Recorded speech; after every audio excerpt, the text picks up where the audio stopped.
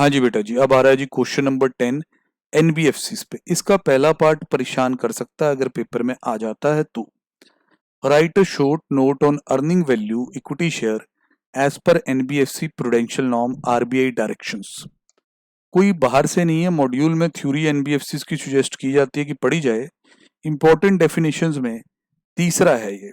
पर नॉर्मली बच्चा इतना, जो खास तौर पे 2 ग्रुप वाला बच्चा, इतना ज्यादा होता सिलेबस है, ऐसी चीजें वो सोचता है ये कहाँ आएगा, ना ही कभी स्कैनर में देखा।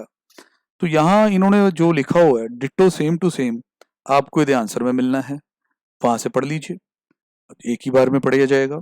Earning value means the value of equity share computed by taking the average of profit after tax. Sir it is basically about equities valuation based on earning. इसे हम अगर एफएम की अपनी भाषा में बोले तो इट्स अर्निंग कैपिटलाइजेशन मेथड। जैसे मैं कहूँ कि बेटा आपने इक्विटी की वैल्यू निकालनी है अर्निंग्स पे, प्राइस निकालना है, तो आप अर्निंग की कैपिटलाइजेशन ऐसे कर देते थे, अर्निंग अपॉन कैपिटलाइजेशन रेट के। तो ये आपको दोनों बातें सिखाएंगे कि अर्निंग में क्या लेना है और कैपिटलाइजेशन रेट क्या यूज करना है। लेट इज नथिंग कि भी आपने अपनी मर्जी से कुछ भी रेट लेना है। तो एनबीएफसी की प्रूडेंशियल नॉर्म्स ये सिखाएंगे आपको। दोबारा सुने, earning value means the value of equity computed by taking the average of profit after tax as reduced by the preference dividend. PAT में से पीडी माइनस कर दो, एडजस्टेड फॉर एक्स्ट्राऑर्डिनरी या non recurring items. Sir maintainable देखना आपने, अगर आपकी कमाई में कुछ ऐसा है जो एक्स्ट्राऑर्डिनरी है, दोबारा नहीं होगा, हटाओ। नॉन रिकरिंग कभी कभार होने वाला, हटाओ। पिछले 3 साल, मतलब पिछले 3 साल के प्रॉफिट लो। कौन सा प्रॉफिट होने चाहिए सर? मेंटेनेबल होने चाहिए, टैक्स के बाद होने चाहिए, प्रेफरेंस डिविडेंड के बाद होने चाहिए। तो उनकी एक एवरेज कर दो 3 साल की। Further divide this by number of equity share of investee company. Investee जिस कंपनी की आप वैल्यूएशन कर रहे हो, इन्वेस्टर आप हो। ओ भैया ये ईपीएस ही निकाली है, और क्या निकाला है? ईपीएस इन नॉर्मल कोर्स निकाली है, अकाउंटिंग स्टैंडर्ड के अकॉर्डिंग निकाली, इक्विटी मार्केट के अकॉर्डिंग निकाली है कि इस शेयर की ये औकात है, इतना कमा सकता है, ये पिछले 3 साल के हिसाब से दिखता है। ई तक आगे। अब सर रेट, रेट मेरे और आपके बस में नहीं है कि ये वाला मॉडल लगा लो वो वाला मॉडल लगा लो, ऐसा कुछ नहीं।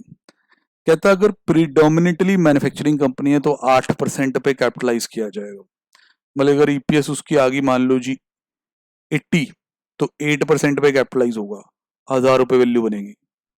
बोलो ये समझ पा रहे हैं? हाँ जी सर समझ पा रहे हैं। In case of predominantly trading company 10% capitalization rate होगा।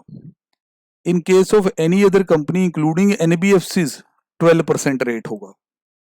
और अगर यूनिवर्सिटी लॉस मेकिंग कंपनी हुआ तो earning value will be taken as 0। फिर तो बैंड बज जाएगी सर।